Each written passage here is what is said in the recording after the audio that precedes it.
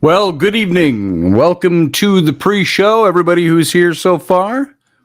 Just the first 3 minutes of nothing as we get set up. Oh, we got a bunch of people in there already. Good to see you, folks. Hey, I'm going to put on my glasses. I got feedback. Oh, that's my YouTube channel is on. So how's everybody tonight? Dave Potter, good to see you. Uncle Dave, Leslie Holker, as always, good to see you. Thank you for your support of this show, by the way. I have to say again, thank you, Leslie. And if anybody would like to support this show, help keep it on, help pay the lights, so to speak, you can donate through a super chat or also out on the main page. There's someplace where you can hit donate or join. So there we go. There's a little business out of the way. But thank you, Leslie. Very good to us, and I appreciate that. And consistently good. That's what's so cool about it. I appreciate it very much. It means a lot to me. So, Steve Clark, good to see you. And who else we got in here? Professor Bauer. Thump, thump, thump, thump, thump. Is this thing on? Thump, thump. And who else we got? Other people I've already said hi to. And it keeps going on. There's a little mini conversation going on here, or maybe a major conversation. Matt Finn, good to see you. Master and commander of this here chat room. Master Finn. Daniel Ondra, good to see you as well. Appreciate you, brother. I'm going to take those off. There. Do I look as old? Let me get a drink of water.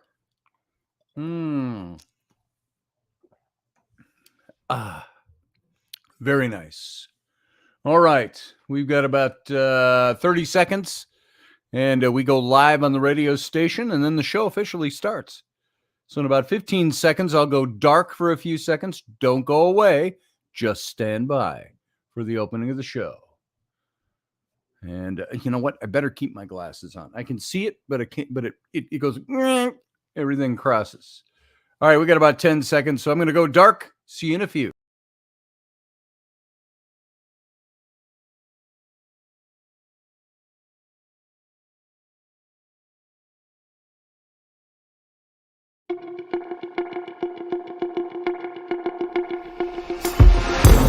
The Intrepid radio program with Scotty Roberts. Intelligent talk.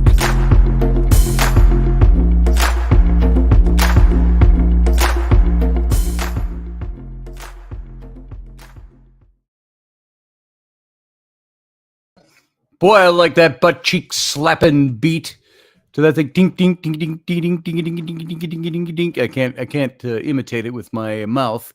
But welcome to the show, folks. Happy Monday night. It's already Monday again. It seems like all the time. I'm turning around. I'm saying, hey, happy Monday. And I'm going, wow, another week has gone by. Moving swiftly. This is Scotty Roberts. I'm your host here on this here show, the Intrepid radio program. We broadcast here now for a little bit of change up in our schedule every Monday, Wednesday, and Friday at 9 p.m. Central Standard, which it is now, or 10 p.m. Eastern. And Tuesdays and Thursdays, we're taking off the Intrepid roster for a little bit of time. But on Tuesdays, we do have a special treat, the new little show. I don't know why I call it a little show, probably because it's only one night a week and 1 hour a week with Wendy Robertson, and that's Robertson. And tomorrow night, we've got a good show planned for you. Some very interesting stuff that Wendy and I were spending quite a bit of time today talking about. So it should be a fascinating show, and I think that you'll enjoy the topic. So again, that's every Tuesday, 4 p.m. Central, 5 p.m. Eastern, and that would be 2 p.m. Left Coast time. So it's kind of a afternoon drive time show, depending on where you are. So I hope you'll tune in, having a good time with Wendy Robertson, making that show happen. I think that'll just get better and better and better as we go. So I want to thank you. Oh, and by the way, we've got this new graphic for the show. Let me see if I can find it for you, and I'll put it up for you. But Wendy and I have known each other for quite a number of years, as I've mentioned before, but it's mostly for the new listeners or people who don't know very well our background. While we seem very familiar with each other, some of that is because, well, we've known each other almost as long as, or if not just slightly longer than I've known Rainey. So for a good 18 to 19 years, I think Wendy and I have known each other.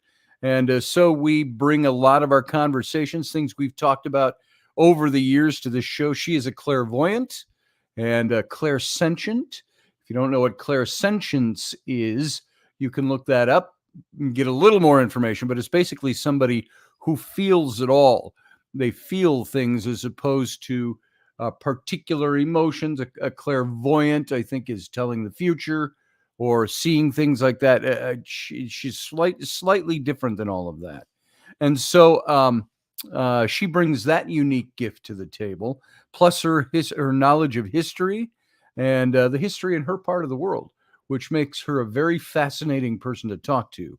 I would like to take some time and perhaps with maybe Uncle Dave, who is cinematographer and all of that, bring him along and go over and do some filming in some of the castle sites over there with Wendy. I think that would make a fascinating historical slash paranormal show, if you will. And paranormal, it's kind of gotten a bit of a bad rap, itself bad rap these days. It's in some circles has become kind of a parody of itself. In other circles, it has become just, oh, not another weird paranormal show. Because frankly, when it comes down to it, there's not a lot of new stuff that you can do with the paranormal. We learn more every day. There's more scientific methodology that's applied, more equipment, more things like that. But at the same time, a ghost, starting to detect the ghosts are out there and pursuing them, looking for them, trying to label what it is exactly and find the roots of all the questions we have about some of that mysterious spiritual activity. That is the new part, but it doesn't change much. It's got to be this, or this when you're out there looking. So here I'm gonna take down my banners for a moment so I can show you this picture. This is a new little PR thing we put together for Robertson. Now there's Wendy, and of course yours truly in the background, and that is her '67 Impala. She was still is a huge Supernatural fan. And you can imagine somebody in London buying a '67 Impala in Alabama in America and having it shipped overseas. And she drives that thing around. She said that the gas mileage, though, is hellacious. She said you turn that thing on, it goes, boom, and you've used a half a tank of gas. But she rents that out to groups for weddings and all those kinds of things. So, but that's her car, her fast car. And the steering wheel, as she would tell you, is on the wrong side. But there's one of our new little PR pieces for the Robertson show. And I think you'll enjoy what we're doing tomorrow night. If you haven't had a chance to tune in yet, we've only done 2 shows so far. We're only 2 weeks old. So tomorrow will be our 3rd show. And we're just warm. It's funny. You know somebody for a long time, and you have millions is exaggerating, thousands of conversations over the last 2 decades. And yet you try to formalize it and put it into radio form, and all of a sudden you're like, what do I say now? So that's what we're working on, trying to get all those kinks out, get it comfortable, easy to talk, easy to spread information. Yes, Matthew Sainsbury, hanging on for dear life. So I think I lost a shoe that day. Anyway, take your dang weather back, says Grumpy Stack. Is it cold down there, Grumpy? It's been snowing here literally for 24 hours. I don't know if we had any let up. I mean, it was white, fluffy, and you could take the broom out and whoosh, and it goes, it just flies around. Then it got a little, because it gets above freezing. We're not under freezing yet. It starts to melt a little bit. So it gets a little slushy, good snowball weather, good snowman weather. You go make a snow angel in this stuff, though, you get up and you'll be soaking wet. Now, I just stepped outside when Rainey pulled in about a half an hour ago, help her pull some things out of the car, and it was still snowing. So all in all, I only think we've accumulated about 3 inches. But, see me again in a month, it'll probably be 2 feet. So I'm ready for it to be sunshiny again. They said we got a couple more days of this. And so some relatively warm temperatures up in the higher 30s, which is fine with me. All the snow can melt as far as I'm concerned. I'm done. Okay, winter's over. How about those of you who live here? Uncle Dave, Leslie Holker, you live right in this area, so you know what it's like. Snow is okay. I had a talk with my kids this morning on the drive to school, which isn't very far. It's less than a mile, but we drive them anyway because we like to hang with them a bit and give them a ride to and from. And I was talking about the praises of snow before Thanksgiving. I remember when I was a kid their age, 7 to 13, in that range of time. We used to go every year for Thanksgiving, and it was in the inner city of South Minneapolis, where we'd always go. My grandfather's girlfriend, okay, even that was 50 years ago, So, but my grandfather's girlfriend, we'd all gather there, and a long-term girlfriend, of course, and but we'd go outside and we'd have snowball fights. And the snowball fights on Thanksgiving, the snow, the not the drifts, the piled up snow accumulated and piled up from plowing on the streets think of the narrow inner city, your inner city. So it's very busy streets around there, or packed with cars parked all the time. And of course, parking diminishes when you have those big snowbanks. So you got narrow strips going down all the side streets. And so we'd sit out there and we'd have snowball fights and throw snowballs at cars. Yeah, we did that. And stuff like that this time of year. So I said, if we got a couple inches of snow, I suppose that's pretty normal. But when I was a kid, it seemed always packed so much higher and deeper. Anyway, so I don't know what it's like where you are, but it's cold here and there's snow. And I think it's here for the duration now. If we get lucky and we get a couple of high degree days, it'll melt out. But for now, I think we're stuck here until March, the end of March, beginning of April, before we'll see spring or any kind of weather that's like spring. So what we have to endure up here, I know I'm talking weather, but I don't know where you are, all of you necessarily. Most of you in the chat room, I have a pretty good idea where you are, but we have winter will last all through December, January, February, March. That's 4 months, and into April sometimes. We've had blizzards in the first week of May up here. Now, it's been a long time since that's happened, but we've had that happen. We've also had 85 degrees at the beginning of April. So, you never quite know what you're going to get. But I think we got at least 4 months of winter to trudge through. That's a third of the year. That doesn't make it, a quarter of the year is winter, a season. Why does it last a third of the year? I don't know. So there you go. So that's the weather report straight from here. And you got your eye full of that nice shot for Robertson. So I'm going to take that down. We're going to go back and put up our themed banner for the show. And I'm going to get a drink of water and let's roll into it. Because we all know the flood stories and we've all got a version of it. Most of us are mostly steeped in the Judeo-Christian version of the flood. And the flood, it's like remember the series I did on David? I called it David, the real life story of an invented hero. So he was a real guy, but maybe the hero stuff around him was a little bit invented. We won't get into that for now. But the flood story, I think, is the same way. It's the true story or a mythological story of an event that really took place. And there's more than one version of that flood.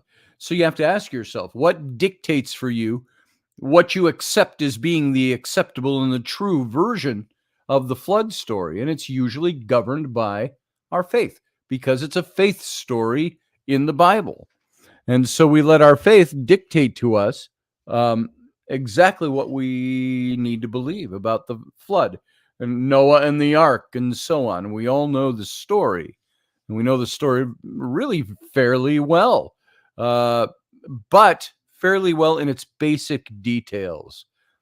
God came to Noah and said, I'm going to destroy mankind for its wickedness, and I'm going to take you, are the only righteous man left. I'm going to take you and your family. You're going to build me an ark. And Noah gets the animals 2 by 2 and brings them into the ark. And it rains 40 days and 40 nights. And Noah sends out the dove to look for dry land. And when it doesn't come back, he knows that they're pretty close to dry land. They land on Mount Ararat, according to the Bible, or as the Bible says, the mountains of Urartu. Doesn't say Mount Ararat specifically. And it tells us the story of how they all exit the ark and mankind has been wiped off the face of the earth, save for Noah and his family. And they rebuild from there. And God puts a rainbow in the sky to promise that he will never, ever again destroy the earth by this means. Now, that last little bit, I'll just have to say, that is a biblical account that tells us that. Yet it seems a lot like, excuse me, sometimes I misuse my throat and it gets really dry and I cough on my words. Sorry about that, folks. It's just me talking incorrectly. I need to use my diaphragm and I need to, expound. What's the word? Project my words out. But then I sound like this, and I sound like Ted Baxter from Mary Tyler Moore, and that's not what I'm after. So bear with me, and that's why I got my water here. So blah blah blah on that. What a nonsense thing to talk about, but there it is. So I've got some stuff that I've pulled up that I'm going to pull some information from. And it's from an article that I found in the BAS library, the Biblical Archaeological Society library. Now, I subscribe, and I thought I had one laying here, and I don't. I subscribe to Biblical Archaeology magazine, have for years. My old teacher, Dr. Ailing, was what you might call a biblical archaeologist, my old professor from seminary. And that is somebody who is an archaeologist, but they specialize in biblical archaeology. Now, sometimes I think it's carried out the wrong way. You can't go about trying to establish the truth of a biblical story via archaeology and history, though sometimes that works. The purpose of biblical archaeology is to look to see if the story matches the facts of history, the facts of archaeology, and so on. And there have been so many. I've got a couple of books I just unpacked and put on the shelf the other day. So many stories in the Bible that have been verified, qualified, quantified by biblical archaeology, or archaeology in general, that later got labeled biblical archaeology because it was about a biblical topic.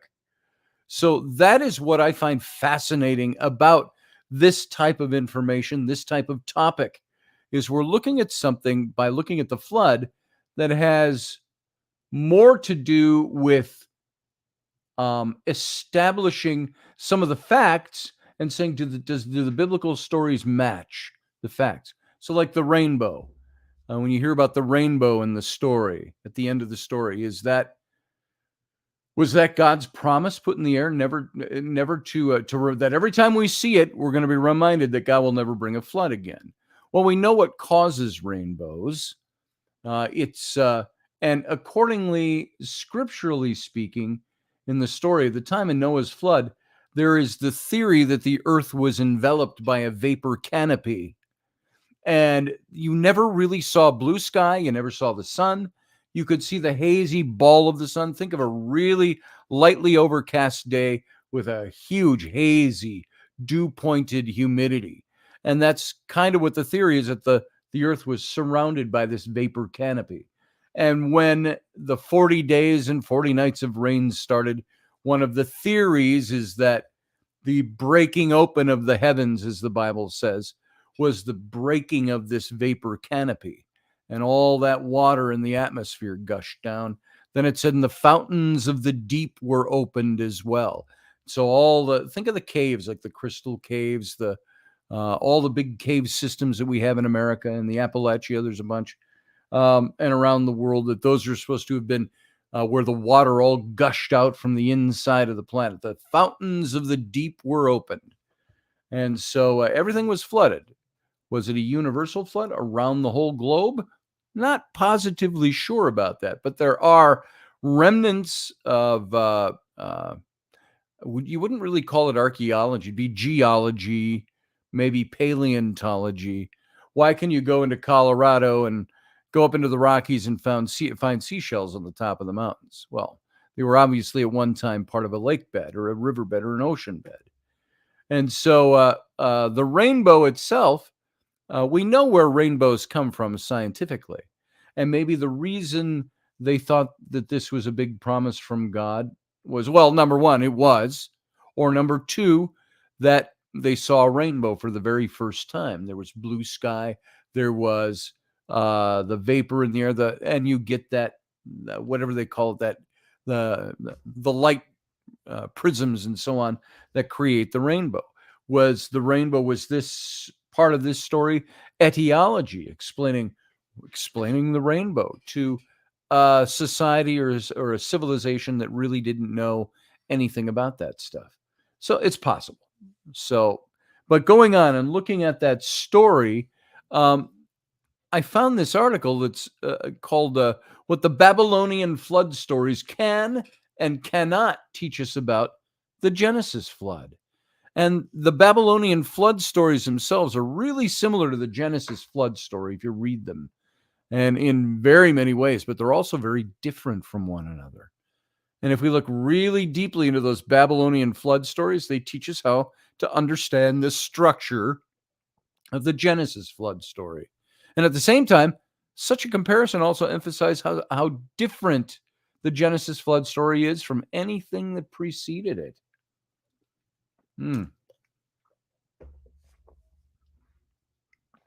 Pardon me, drinking water. And so there were three different Babylonian stories. One of them, I think we're all really familiar with, and that's the Gilgamesh epic. That's from the 11th tablet of the Gilgamesh epic. And then there's the Sumerian flood story, and there's the Atrahasis epic. And I've talked a lot about Atrahasis, the king of Eridu, whose god Enki came down, helped deliver them all from the bondage to the Anunnaki, the gods of their gods of the day. And of these, of course, the best known is Gilgamesh 11, which was one of the earliest cuneiform texts that was discovered and published in all of archaeology. And in 1872, George Smith read a paper called the Chaldean Account of the Deluge, deluge being a fancy word for flood, and in which he presented fragments of the flood story from the Gilgamesh epic. And these fragments, dating from the 7th century BCE, were discovered in the library of King Ashurbanipal in Nineveh. And Ashurbanipal is even mentioned in Old Testament scripture. However, other tablets, examples of these tablets of this epic, they date from about 1,000 years earlier than the fragments from Nineveh. And these earlier tablets are evidence that the composition of the epic and the flood story contained in it occurred no later than the beginning of the 2nd millennium BCE. And so many of the episodes, including included in this epic have prototypes in the Sumerian language, which are much older than the composition of the Gilgamesh epic. So this is how they date things sometimes. They start looking at it and they go, well, this dates to 700 BCE, but they're using names in the writing that originated another 1,000 years earlier. So that might make the tale 1,700 years old or 1,700 BCE instead of 700. And we talk about this a lot with putting it into perspective. Moses, the era that I speak of, with that guy back there, Senenmut, lived in around 14 in the 1400s BCE. And so the tale that they look back to goes at least back 300 years earlier than him, and that tale has earmarks of being much, much older. So the other Babylonian telling of the flood is the Atrahasis epic, and it's the most recently discovered of all of them. And although there are later versions of the flood episode from the Atrahasis epic, which had been known for a very long time, and the structure of the epic, and therefore the context of the flood story wasn't understood until Leso reconstructed the work in 1956. And in 1965, there were many additional texts from the epic that were published, including an old Babylonian copy made around 1650 BCE, and which is now our most complete surviving recension of the tale. And so these new texts greatly increased our knowledge of the epic, and it served as the foundation for the English edition of the Atrahasis epic. I've got this great book sitting right here. I've looked for this several times while doing radio, but when I was writing The Rise and Fall of the Nephilim, this was a book that I hailed to quite a bit, and it's Myths from Mesopotamia, Creation, the Flood, Gilgamesh, and Others, a new translation by Stephanie Daly. And so this is a great book. This is the book I used to wake Rainey up in the middle of the night, 2 a.m, while I'm writing, and I was so fascinated by the stuff that I was reading. I'd go in, and the light was still on, and I go, Rainey, are you awake? Yeah, I am now. And I said, good, I got to read this to you. You got to hear this. And there's some very interesting stuff here. And I thought some of this stuff in these old cuneiform texts sounded so utterly biblical, slightly different language, different gods, all of that, yada, yada. I've got some things that I actually marked up in this book that have nothing to do with the flood story, but gives you just an idea. Now there was one Atrahasis. This is who we're talking about, the king Atrahasis, whose ear was open to his god Enki. He would speak with his god, and his god would speak with him. Atrahasis made his voice heard and spoke to the Lord. How long will the gods make us suffer? Will they make us suffer illness forever? Enki made his voice heard and spoke to his servant. Call the elders, the senior men, start an uprising in your own house. Let heralds proclaim. Let them make a loud noise in the land. Do not revere your gods. Do not pray to your goddesses, but search out the door of Nantara. Bring a baked loaf into his presence. May the flour offering reach him. May he be shamed by the presence and wipe away his hand. And Atrahasis took the order, gathered the elders to his door. Atrahasis made his voice heard and spoke to the elders, and so on, and so on, and so on. It goes. This is the old cuneiform text in more modernized English than they were originally translated. And so I love this book for when I'm writing. You should pick that up. It makes good nighttime reading. Guys, buy that and read it to your wife. Woohoo! Cuneiform panty removers. That's what we call those. Pardon the delve into my prurient nature. But anyway, you've got this story now, and we're going to go now into the tale of Atrahasis and his flood story. The Atrahasis epic utilizes many old mythological motifs and episodes, and many of the elements of the creation story that are found in the first tablet of the epic can be traced back to the earlier Sumerian compositions. Some of what I just read you was some of that early stuff about the gods, and it equates to that whole story I started reading you from the cuneiform was the story of basically the ousting from paradise, the equivalency of the story. And so it's very interesting stuff. Now, we don't know whether the story of the deluge immediately dates back to Sumerian sources or whether originally it might have been composed in Akkadian, the Semitic language of Babylonia. And the single example of the telling of the flood in Sumerian that we have is the Sumerian flood story. And it's found on only one extant tablet, and most probably dating from the late Old Babylonian period from about 1650 to 1600 BCE.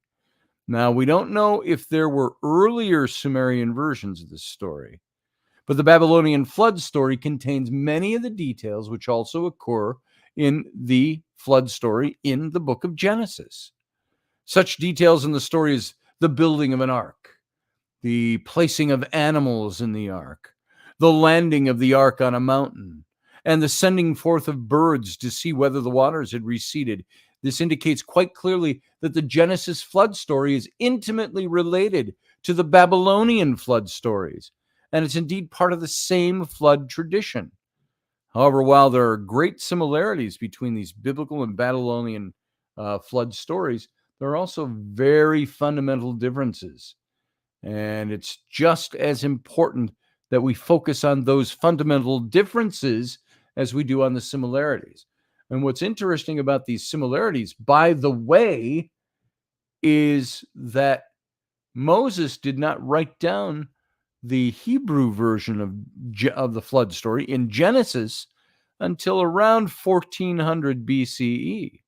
Some of these stories date back 1500 to 1000, a couple of thousand years earlier. So the big question is, did the Genesis account come first? Did the Babylonian account come first? And because there's differences, which one is the right version? Which one's the was there a prototype that they both drew from, or a proto-religion that they both drew from? That's actually a book that Micah Hanks and I were thinking of writing a few years back, and we never did tackle it, but talking about proto-religion and the sources of some of these stories. Now, it's not easy to compare the flood story in Genesis with that of Gilgamesh epic because they're told for different reasons from very different perspectives. In the Gilgamesh epic, the story of the flood is related as part of the tale of Gilgamesh's quest for immortality. Utnep, I remember I had trouble with this name before when we were talking about this. Utnapishtim tells his descendant Gilgamesh the story of the flood in order to tell Gilgamesh how he, Upnapishtim, became immortal. And in so doing this, he shows Gilgamesh that he cannot become immortal in the same way. And Gilgamesh has sought out Utnapishtim in order to find out how to become immortal, and asks him, "As I look upon you, Utnapishtim, your features are not strange. You are just as I. How did you join the assembly of the gods in your quest for life?" And that's in Gilgamesh 11, 2 through 7. And that is, how did you become immortal, he asks him. And Utnapishtim then proceeds to answer Gilgamesh by telling him how he became immortal. In other words, by telling him the story of the flood, which is where he gained his immortality.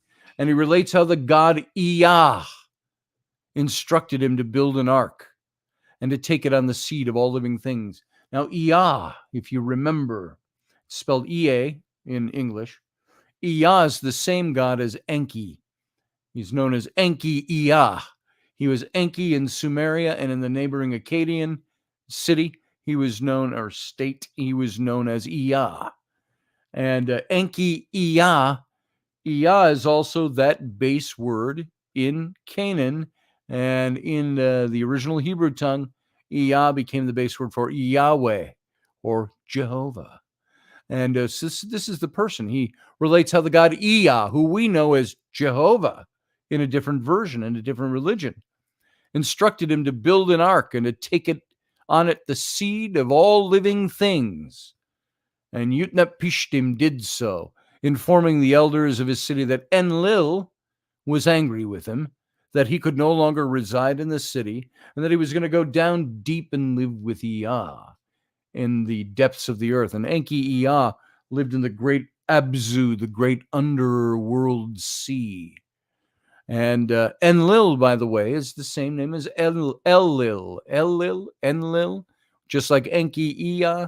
And Enlil was the chief god of the Anunnaki, and El became migrated over the course of the next couple thousand years into the Canaanite region, became the base word for El, which is God in the Hebrew. El Shaddai, El Elyon, Elohim, all of those El. The El you see at the end of all the angelic names: Raphael, Gabriel, Michael, all of those. And so some very interesting stuff as you start looking at just the etymology of words and names in religion. But he said Enlil was angry with him, and that he was going to go down and live with Ea in the great Abzu. And when the flood arrived, Utnapishtim boarded the ship and battened it down. The deluge then brought such massive destruction that even the gods were frightened by it. And after the week of storm, all of mankind had returned to clay. And the ship came to halt upon Mount Nisit. And on the seventh day, Utnapishtim sent forth a dove, which went forth but came back. And when he sent forth a swallow, which went and came back. And then finally, he sent forth a raven, which did not come back. And Utnapishtim then sacrificed to the gods who had repented their hasty destruction of mankind, and they came crowding around the sacrifice like flies. And although Enlil was at first still angry that his plan to destroy mankind had been thwarted, the rest of the gods were grateful that man had been saved. And Enlil thereupon rewarded Utnapishtim and his wife by making them like gods, giving them eternal life. And Utnapishtim concludes his recitation of the flood by admonishing Gilgamesh that his story is unique and that Gilgamesh cannot hope to find immortality by following in Utnapishtim's path. And that's from Gilgamesh 11, 197 to 198. But now, it says there, but now who will call the gods to assembly for your sake, so that you may find life that you seek? And so the nature of the story as Utnapishtim's tale colors the recitation of the flood episode, makes it fundamentally different from the biblical flood story. Utnapishtim can tell only those parts of the story that he knows, and he leaves out those aspects that don't concern him or fit his purpose. And so, for example, Utnapishtim tells us nothing about the reasons that the gods brought the flood. And this lapse is dictated by the literary format. Utnapishtim may not know the reason for the flood, or he may not record it because it's irrelevant to his purpose, which is to recount how he became immortal. And so similarly, the only event after the flood about which Utnapishtim tells Gilgamesh is the convocation of the gods that granted him immortality. And so the flood story in the Gilgamesh epic is essentially the personal tale of the adventure of one individual and the flood's effect on him. The flood itself is therefore emptied of any cosmic or anthropological significance to mankind. It's just a tale about one guy and his experience. And so the flood stories in Genesis and Gilgamesh are thus far different structurally. from each other so that the ideas of the two versions of the stories can't be usefully compared to one another. Nor can the Sumerian flood story. That can't serve as the basis for an independent, meaningful comparison with the Bible, for it survived only in a very fragmentary state.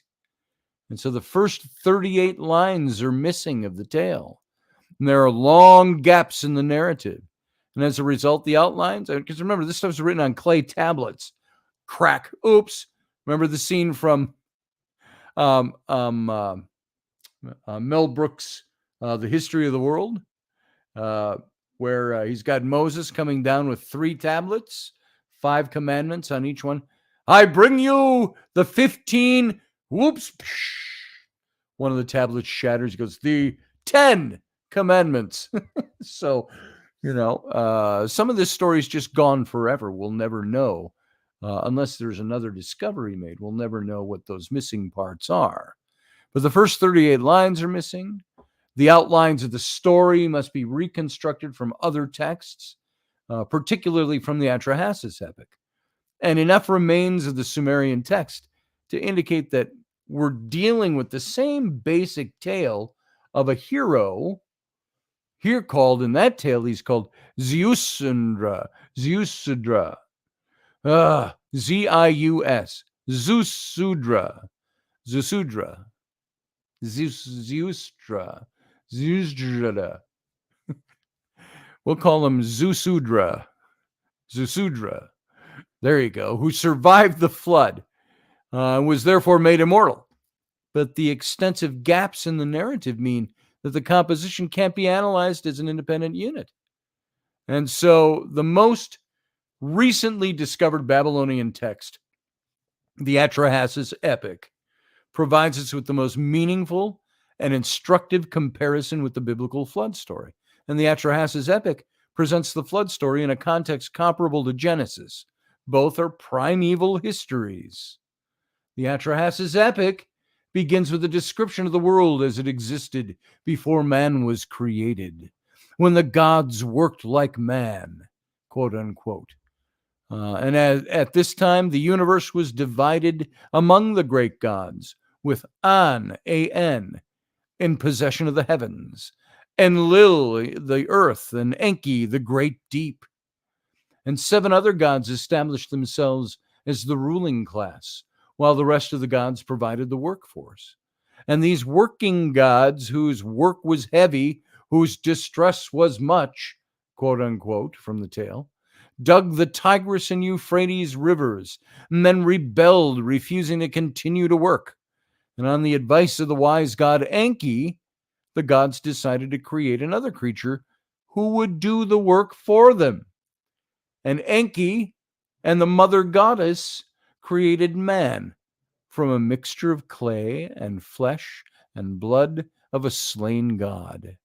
And the slain god was Welilu, a god who has sense, is what it means.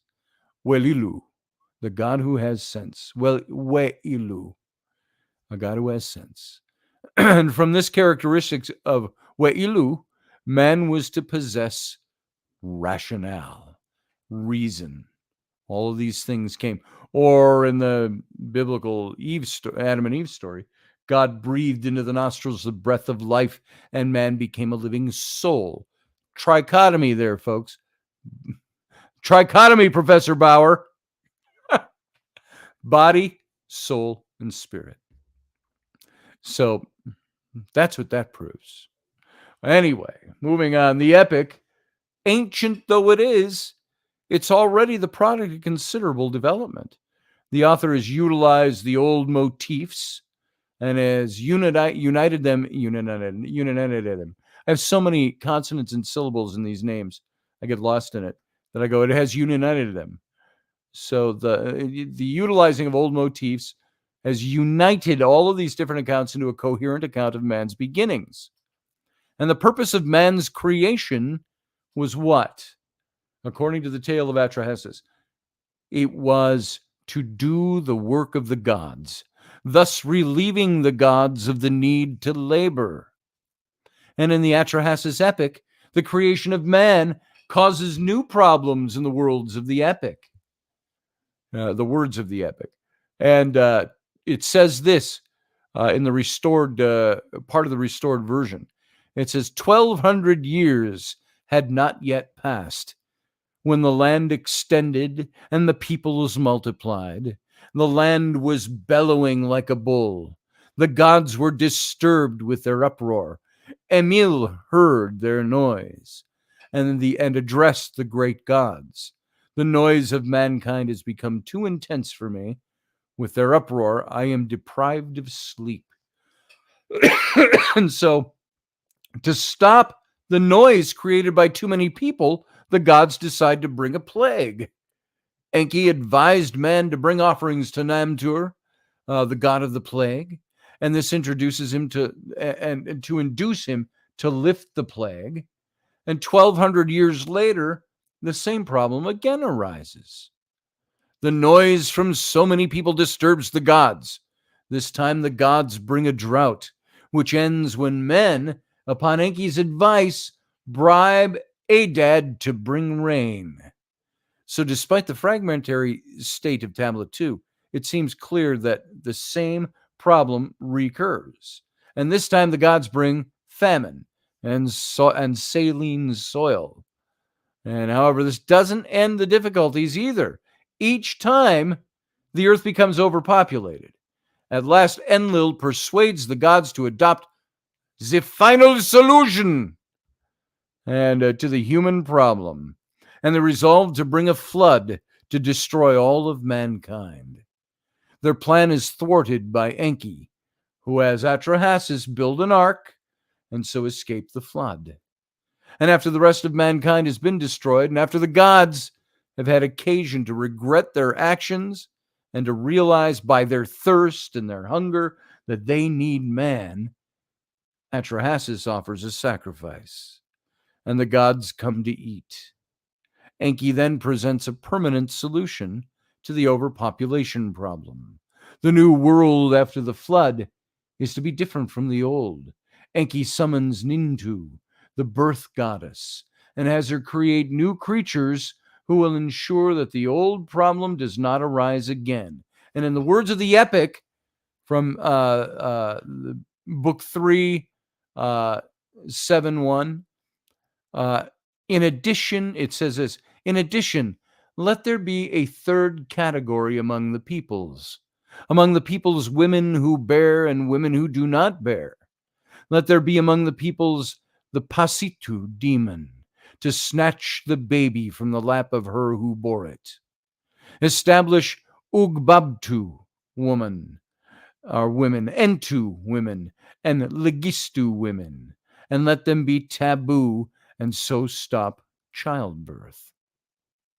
And so other post-flood provisions may have followed, but the text now becomes too fragmentary to read.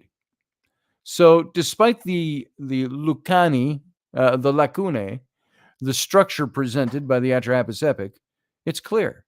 Man is created, there's a problem, remedies are adopted, but the problem remains. The decision is made to destroy all of mankind, and this attempt is thwarted by the god Enki. And a new remedy is instituted to ensure that the problem does not rise again. And the problem that arose and that necessitated these various remedies was overpopulation. Mankind increased uncontrollably, and the methods of population control that were first attempted, drought, pestilence, famine, only solved the problem temporarily. And this overpopulation led to an attempt at complete destruction, the flood, the deluge. And when this failed, permanent countermeasures were introduced by Enki to keep the size of the population down. And so this myth tells us that such social phenomena as non-marrying women and such personal tragedies as barrenness and stillbirth and perhaps miscarriage and infant mortality are in fact essential to the very continuation of man's existence. For humanity was almost destroyed once when the population got out of control. And that's one of the big tales in the tale of Atrahasis. And so, this Babylonian tale, composed no later than 1700 BC, points out what, by the clear logic of hindsight, should have been obvious to all of us all along. There's an organic unity between the creation story and the flood story.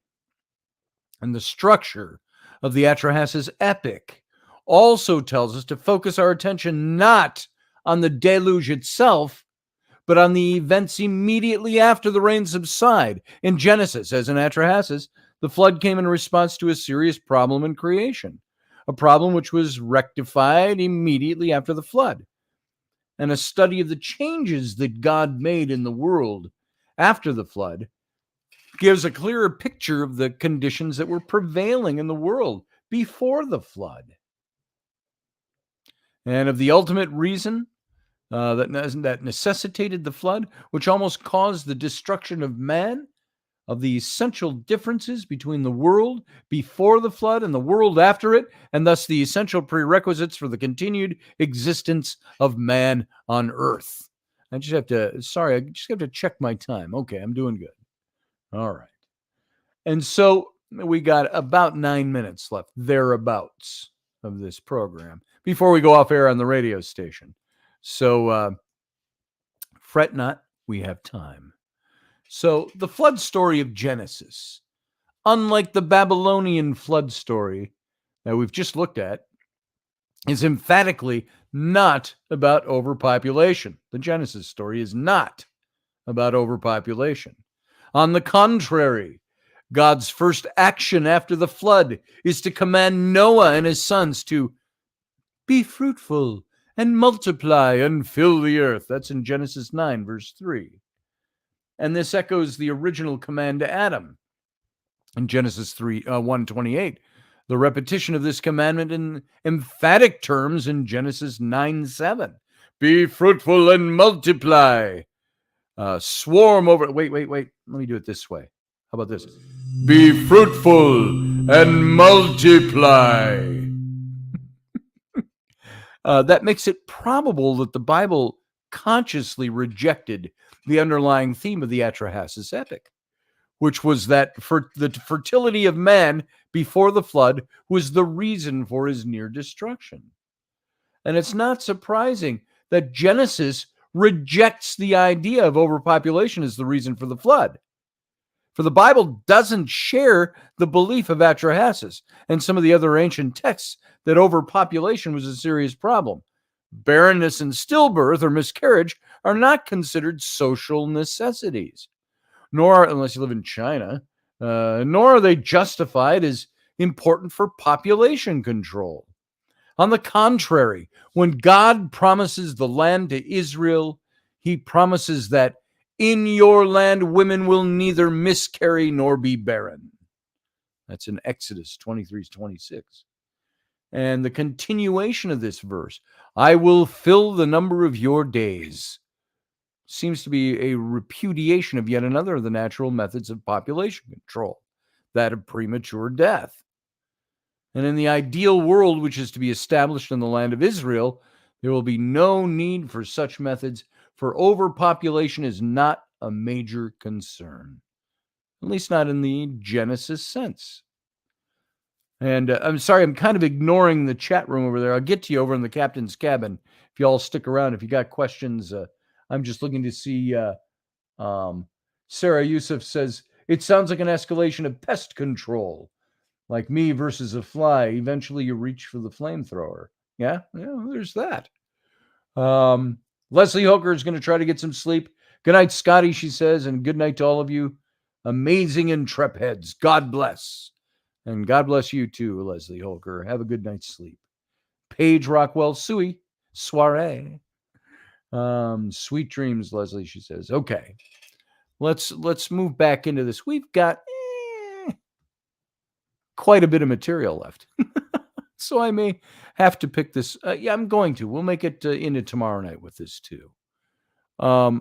Because there's a lot of material here. So I'm wondering just how much more I want to get into this. I've got about 5 minutes left, so we can do a little bit of it. Let's see.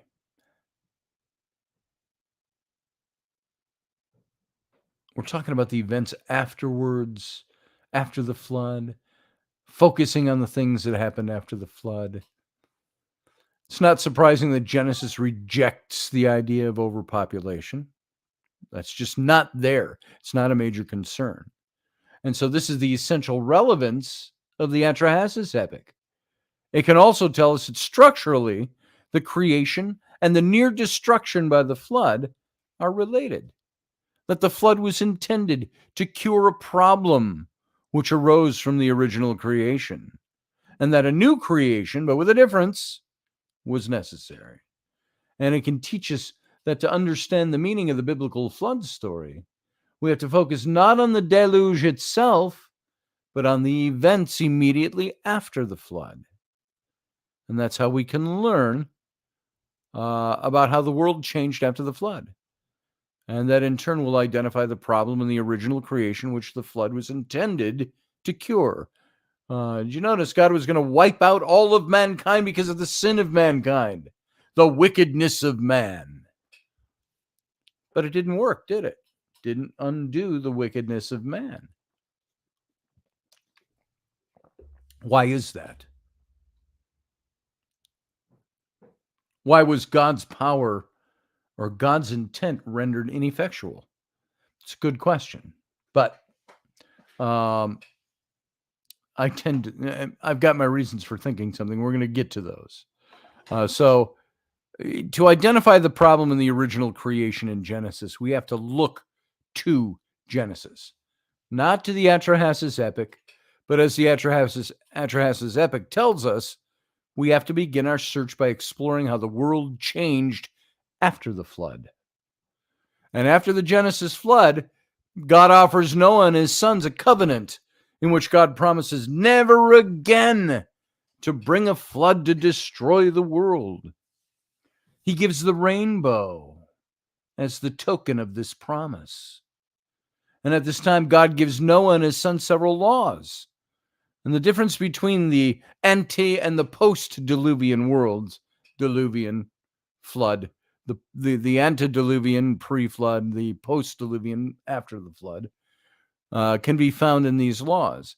And these laws are thus the structural equivalent of the new solutions proposed by none other than Enki to the overpopulation problem in the Atrahasis epic. Now remember when we talked not very long ago, mentioned that whole I am that I am scene with the burning bush and Moses, and how that I am isn't actually it's in Hebrew, but it's a Mesopotamian or a Sumerian wordplay that actually means I am that Enki they speak of. And whether God was equating himself to Enki or just saying, that guy you call Enki, that's really me, it's not indicated in that little wordplay. But if Enki is the one that offers the overpopulation problem to the Atrahasis epic, and in Atrahasis, the problem in man's creation was overpopulation, and the solutions proposed by Enki are designed to rectify the problem by controlling and limiting the population. And in the Bible, the problem isn't overpopulation, but since the devisings of man's heart are evil from his youth, says Genesis 8:21, God must do something if he does not want to destroy the earth repeatedly. And this something is to create laws for mankind, laws to ensure that matters don't again reach such a state that the world must be destroyed. So traditionally, you know what? I just went right over our exit time over at the radio station. So right now, let's say goodbye to the radio station in true fashion, and we'll come right back. So live long and prosper. Sit tight.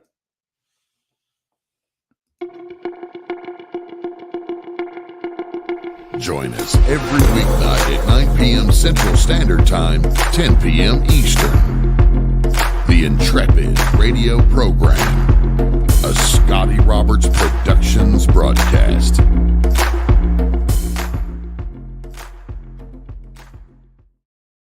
You know what I think I'm going to do? I'm going to just set an egg timer every day. So it goes like ding, ding, ding, ding, ding, ding, ding, ding, ding.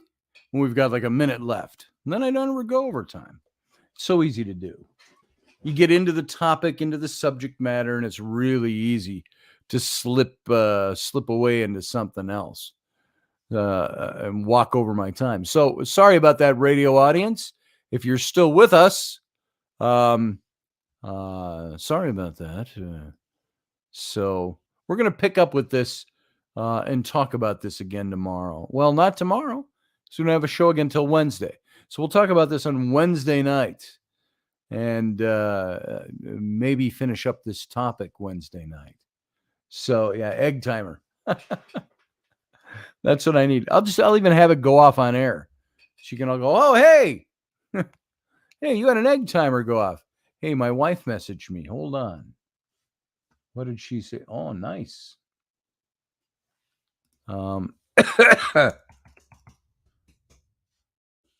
She said, she sent me a link for there's a free bookshelf.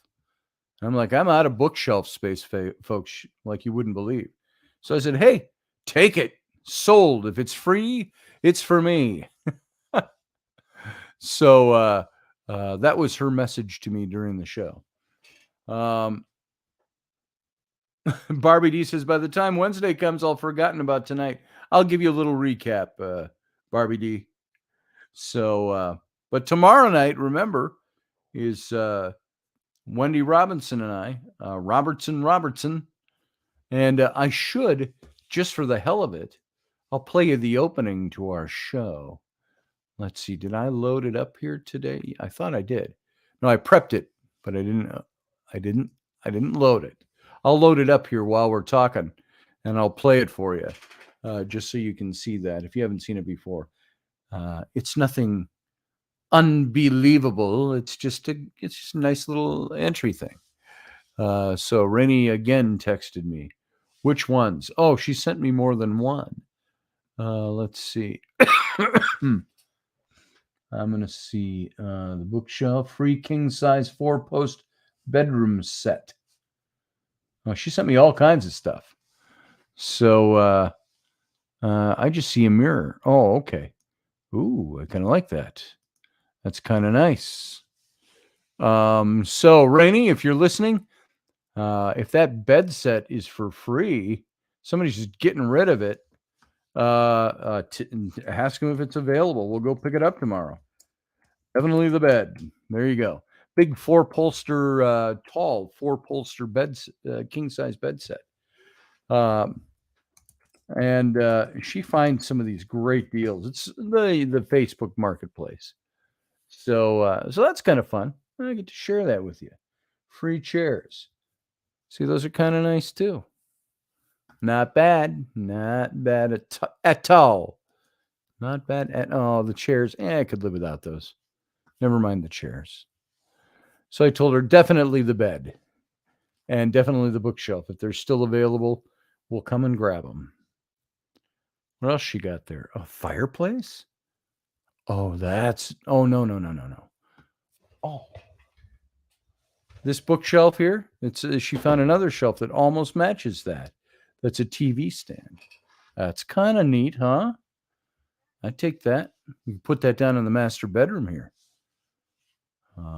That would be cool. I'm going to tell her, let's see. And the TV hutch. There you go.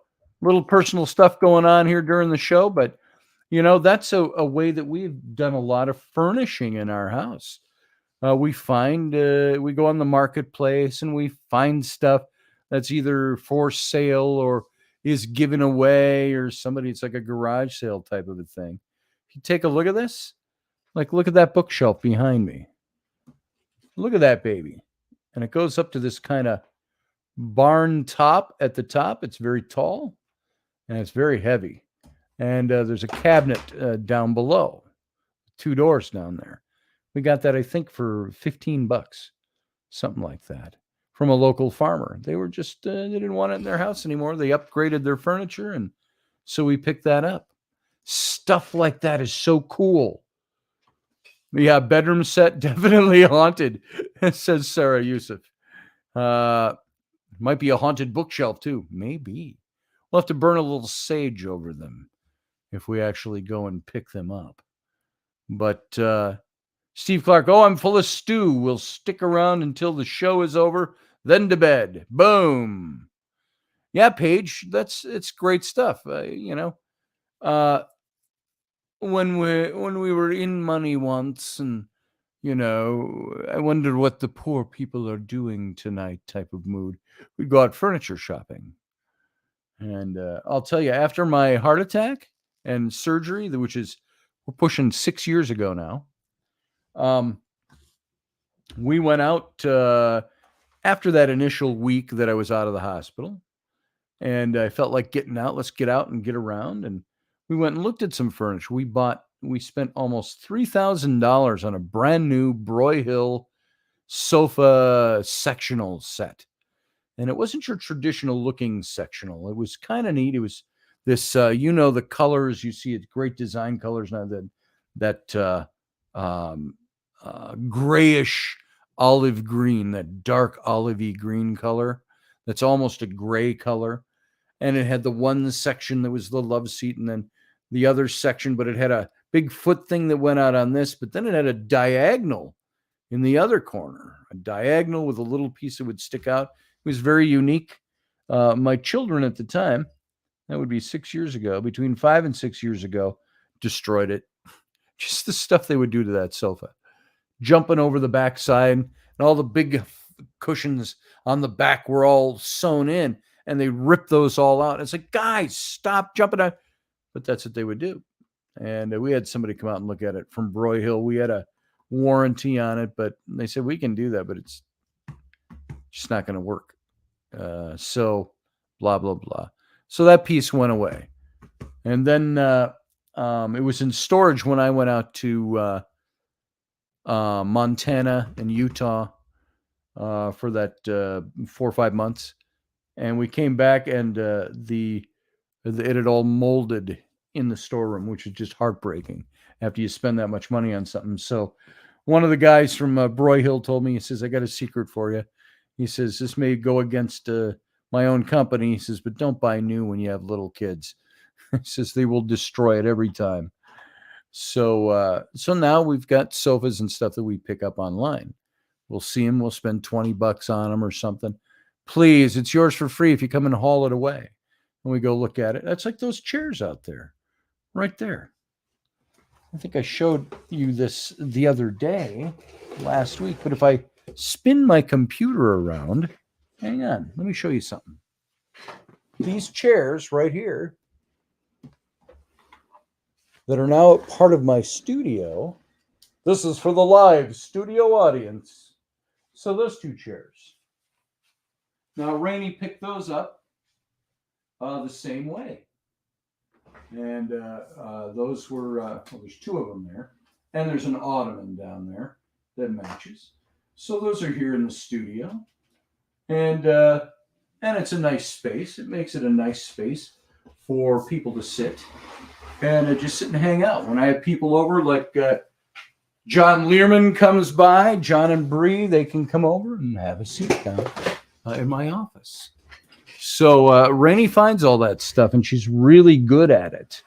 So that's pretty cool. I told her, ask about the bed. If that's free, that's not going to last long out there. So anyway, so much for that. There's scintillating radio for you. And let's see. I was going to load something up and show it to you. Yeah, here we go. All right, you ready? If you haven't seen Robertson, here's the opening of the show. Nothing big and sophisticated. There's no voiceover yet, but here we go. Looks like this.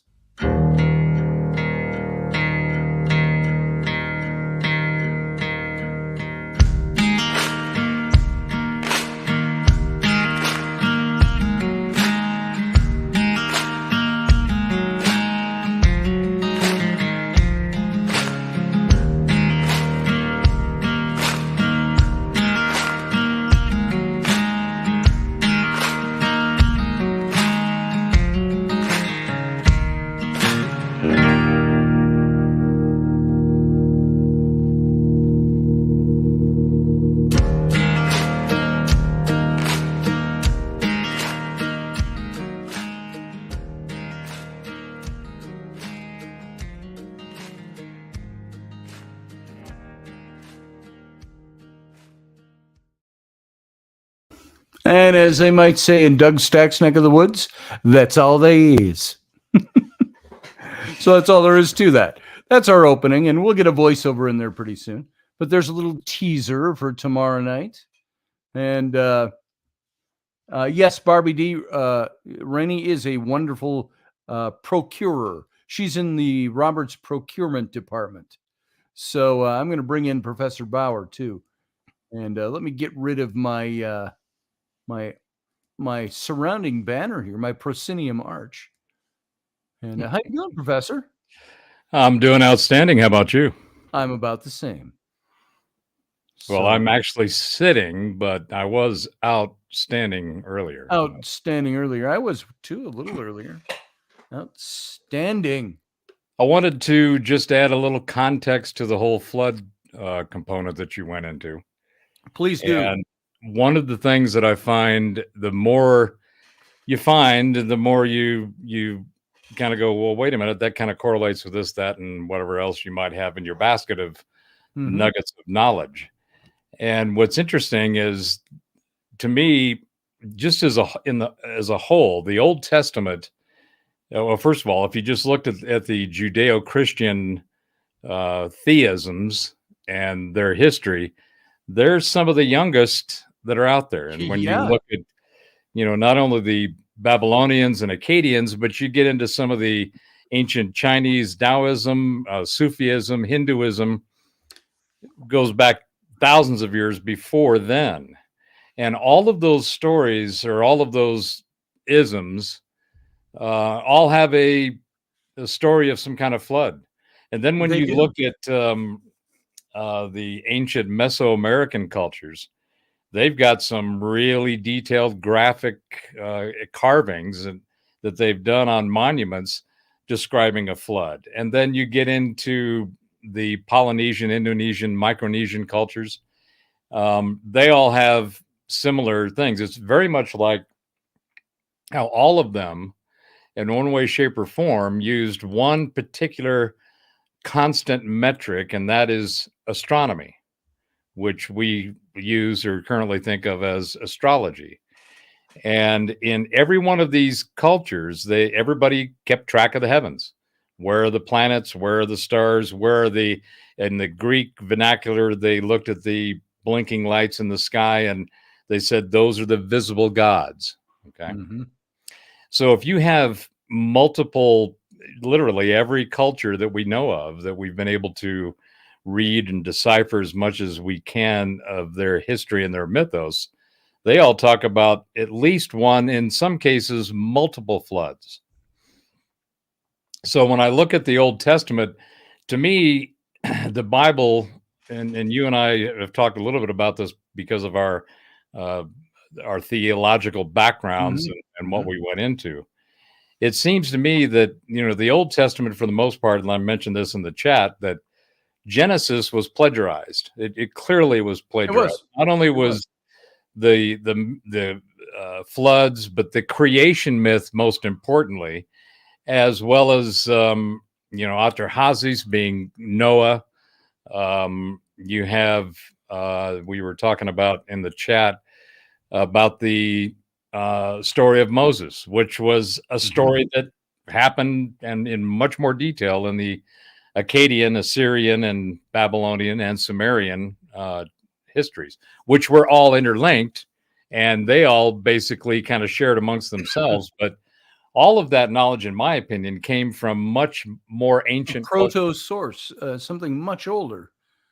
And then when you look at, so that's your theological or your mythos narrative. And by the way, if I can interject here before we move on with that, the birth of Moses, I presented a theory in John Ward's in my book, and I talked about this quite a bit, is that you notice that the Hebrews in Egypt pre-Exodus, they weren't Jews because Judaism didn't exist yet. Moses codified Judaism for the first time.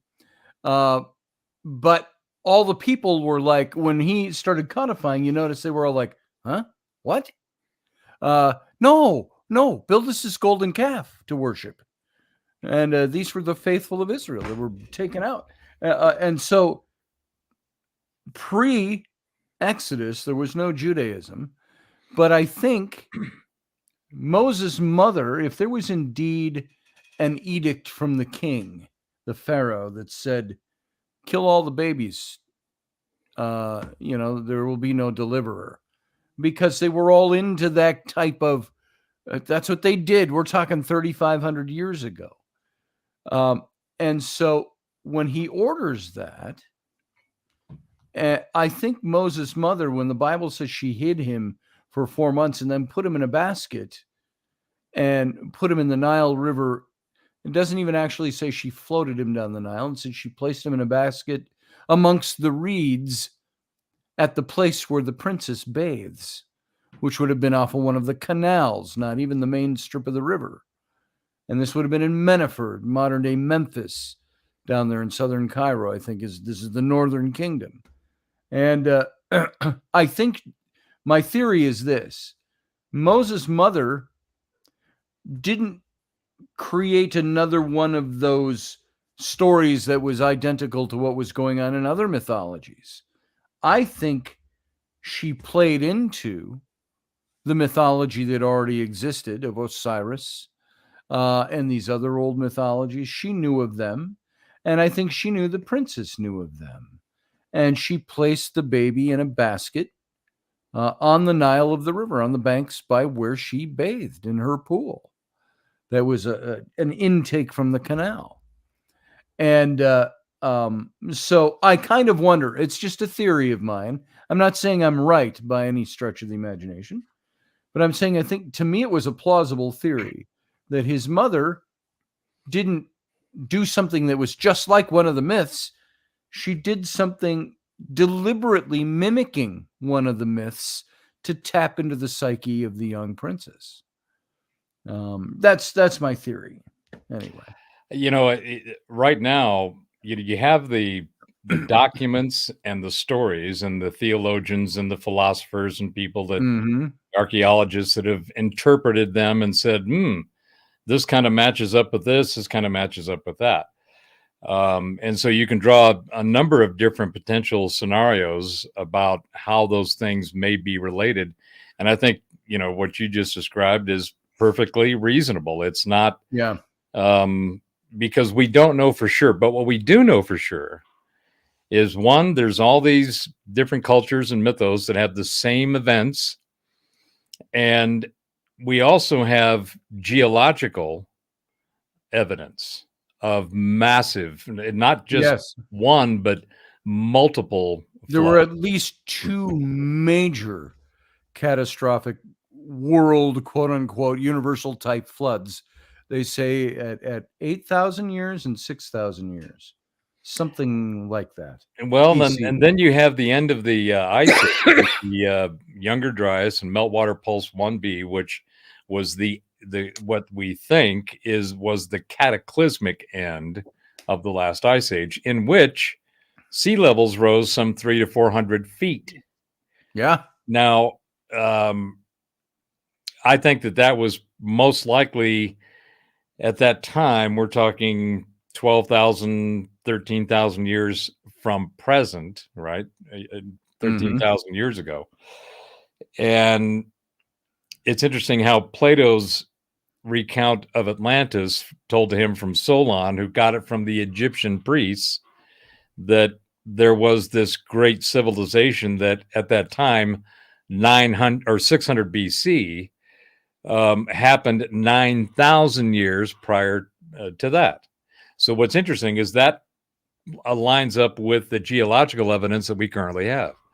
So you think, well, if there was an end of an ice age and there was a massive dump of fresh water into the oceans from the melting caps, from all of the Laurentide and Coriolanid ice sheets, the ones that were over Europe as well, and you get this rise of 300 or 400 feet, you can just imagine what that would do, how much water, how much land would actually be covered by water now if that happened again. Let alone you go from where we are now down 300 or 400 feet, and the amount of potential civilizations and ruins and everything that's along the coasts of every continent have just been buried, right? Yes. So any civilizations that were involved or lived during those civilizations, any records could potentially look at, depending on how the ice melted. Was it big chunks causing big tsunamis? Was it a gradual but very steady rise? They could all be interpreted in different ways as it relates to a great flood. So once I started getting more into understanding at least what the physical evidence is, and in particular as it relates to the Old Testament, I look at the Old Testament and go, the only thing that's really good about that is the moral and ethical stories that go along, and there's some sparse genealogy within the Old Testament, but outside of that, it's about as good as it is, as far as anything that's relevant to today. And if nothing else, the way that they cobbled up those stories, they sure made that God back then one angry, pissed off dude with a vengeance. Sure did. I mean, he had a serious attitude.